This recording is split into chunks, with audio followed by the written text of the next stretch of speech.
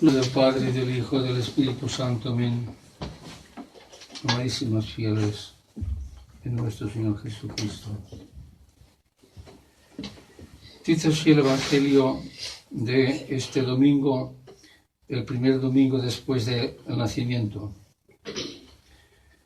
Desde que se cumplieron los días de la purificación de ella, de María, según la ley de Moisés, lo llevaron a Jerusalén para presentarlo al Señor, según está escrito en la ley del Señor, que todo varón primogénito será consagrado al Señor. Mandaba la ley de los judíos de que toda mujer que diese a luz un varón quedaba lo que llaman de impureza legal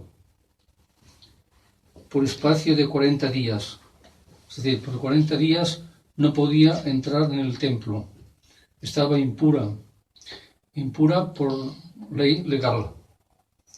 Y cuando ya terminaba estos 40 días, entonces la madre podía llevar el hijo, el niño, al templo, y entonces el sacerdote rezaba unas oraciones para quitarle esta impureza legal.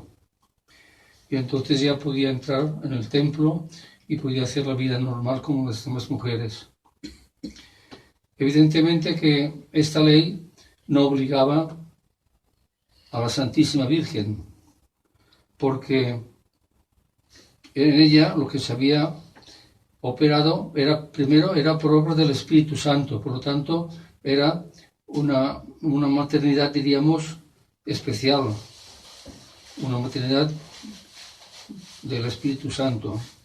Y segundo, porque no había tenido contacto con varón, por lo tanto había perdido la pureza. Pero la Virgen se quiso someter, porque así lo mandó Dios, para dar ejemplo a los demás de humildad y de cumplir la ley. Entonces, además ponía la ley que todo varón primogénito será consagrado al Señor. O sea, el primer hijo que tuvieran una familia, un matrimonio, es el primogénito, este quedaba de propiedad de Dios. Esta ley se hizo porque cuando estaban esclavos de los egipcios, hacía mucho tiempo, siglos, fueron esclavos de Egipto por sus pecados. Entonces, al final Dios se apiadó de ellos porque pedían siempre: Señor, perdónanos nuestros pecados, perdónanos que hemos ofrecido a los ídolos lo que te debemos a ti.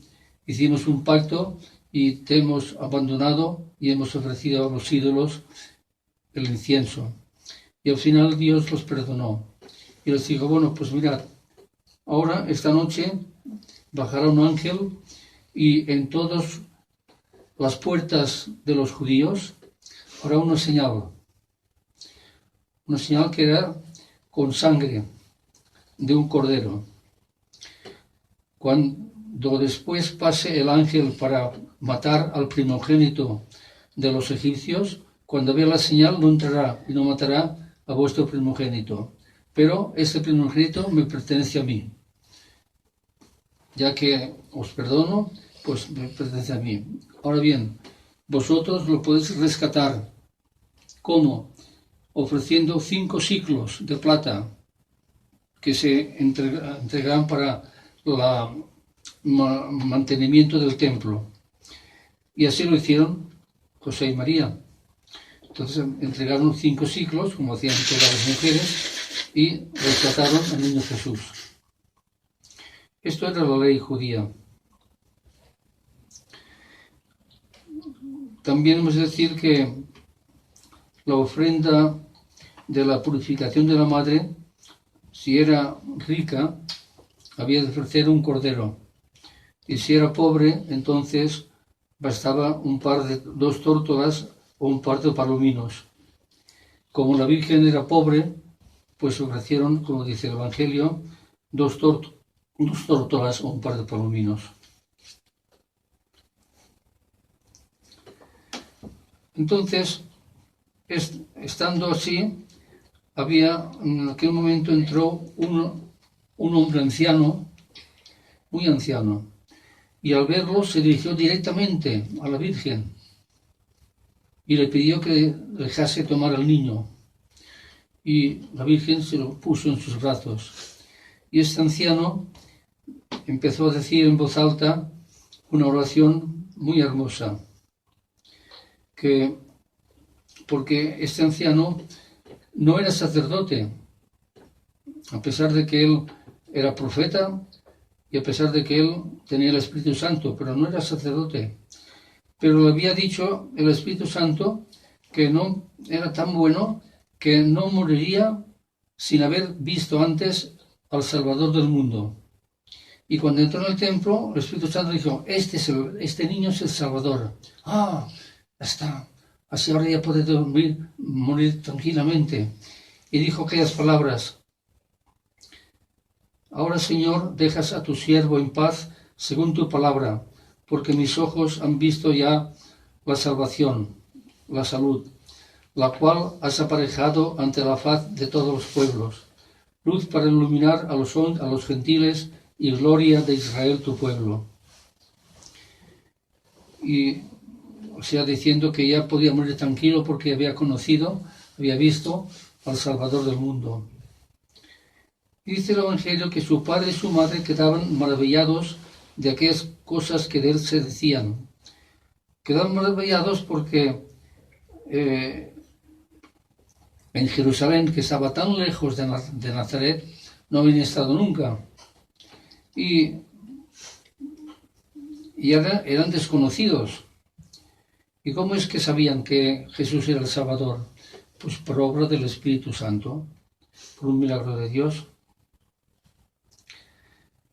Entonces, pues le dijo esas palabras. Y tú, le dijo a la madre,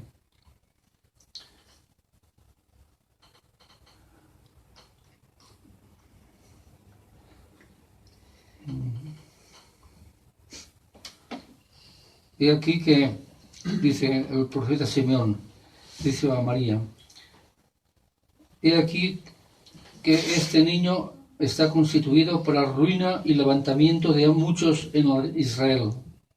Es decir, este niño será signo de contradicción. Unos le amarán, seguirán su doctrina, aprenderán todo lo que les ha enseñado, seguirán a Jesús. Otros le odiarán, atacarán su doctrina y lucharán contra ella. Y así será hasta el fin del mundo. Y esto la historia lo ha demostrado. Allí donde se habla de Jesús o de su doctrina del Evangelio, enseguida la gente se divide, unos a favor y otros en contra. Y es verdad. Siempre salen los que atacan y los que defienden. Es signo de contradicción. Y dijo María, y una espada atravesará tu propia alma. Es decir, quiere decir, como enseñan los santos, que la Virgen, cuando vea que atacan a su hijo, los que sea durante toda su vida, y Jesús siempre tuvo enemigos y tendrá hasta el fin del mundo, pues entonces este sufrimiento del corazón de Jesús pasará al sufrimiento de su madre, que es como una espada que se atravesará en su alma. Y la Virgen sufrirá en su alma lo mismo que Jesús sufre cuando hay alguien que no le ama, le ataca y ataca su doctrina. Este sufrimiento es el mismo. Recordemos lo que decía un santo, que cuando Jesús, el Verbo de Dios, se encarnó en la Santísima Virgen, empezó a existir antes de nacer, a vivir. Entonces, dice este santo que los latidos de este niño que empezaba a nacer fueron los mismos latidos de su madre. Se quiso unir los latidos de su corazón con los latidos de su madre. Pues aquí pasa lo mismo. Los sufrimientos de este niño y después de joven y de mayor, y no digamos la pasión de Cristo, todos esos sufrimientos los pasó la Virgen también, los pasaba la Virgen, los pasaba Jesús a su madre, porque tenían el mismo corazón, los mismos latidos y vivían tan unidos que uno y otro eran como lo mismo. Esto quiere decir que la Virgen Santísima, la Iglesia, siempre la ha mirado como corredentora, ¿veis? Corredentora, redentora redentora de nuestra salvación con Jesús. Bien, entonces nuestra madre, pues, la llamamos corredentora. También había allí una mujer muy anciana llamada Ana, y esta había de la tribu de Aser. Esta mujer, pues, se casó muy pronto y vivió con su marido 7 años, era muy jovencita. Y cuando murió su marido, entonces ella dijo, ya no quiero casarme más, ahora voy a dedicar mi vida pues a la oración y a hacer ayunos y ayudar al prójimo. Y entonces ella pues empezó, y cada día iba al templo, a rezar, a hacer sus oraciones, etc. Y se llamaba Ana. Esta mujer, cuando entró este día que estaban todos allí con el niño Jesús haciendo las ceremonias que os he explicado, pues también recibió del Espíritu Santo, este es el niño, este es el Salvador. Y empezó a publicar en voz alta que este niño era el Salvador del mundo y que este niño había de salvar a todos los que fueran buenos. Y hablaba de él a todos los que esperaban la redención de Israel. Bien, y por último, cuando hubieron terminado ya todo el cumplimiento de la ley, se volvieron a Galilea, la sociedad de Nazaret. Así vemos muchas cosas en eso. Vemos como nuestro Señor, pues, por ejemplo, estas cosas parece que había de haberlas dicho pues, a un sacerdote. Un sacerdote es más que un profeta y más que una persona particular, más que Simeón, que era un hombre muy piadoso, pero no nada más. No, Dios hace lo que quiere porque es dueño de su voluntad y por lo tanto hace lo que quiere. Y para Dios vale más una persona, aunque no sea sacerdote, aunque no sea profeta, pero que es muy piadoso, que tiene mucha fe, que cree en nuestro Señor, que hace todo el bien que puede a los demás. Y Dios quiere más a este que no a uno que es sacerdote.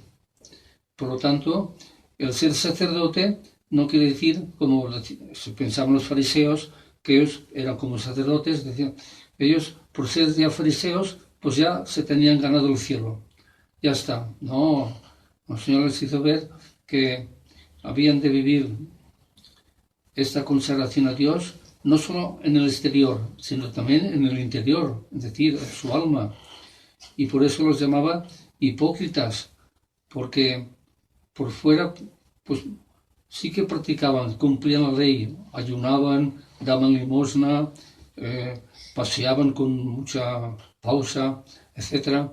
Pero por dentro estaban llenos de envidias, de celos, de lujuria, de odio, etc.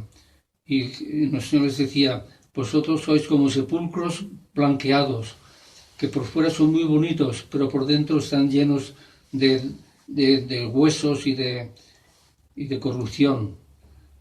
O sea que la religión, amadísimos fieles, la hemos de cumplir no solamente por fuera, sino por dentro también. No solamente hemos de ir a misa, está muy bien, sino que además hemos de cumplir los otros mandamientos y no faltar por dentro a nadie, no tener odio, no tener envidia, no tener engaño a nadie, etc. Entonces sí, somos cristianos de verdad. Vamos así, entonces sí que el nacimiento de Jesús pues ahora tendrá efecto de santidad para nuestra alma. Ave María Purísima.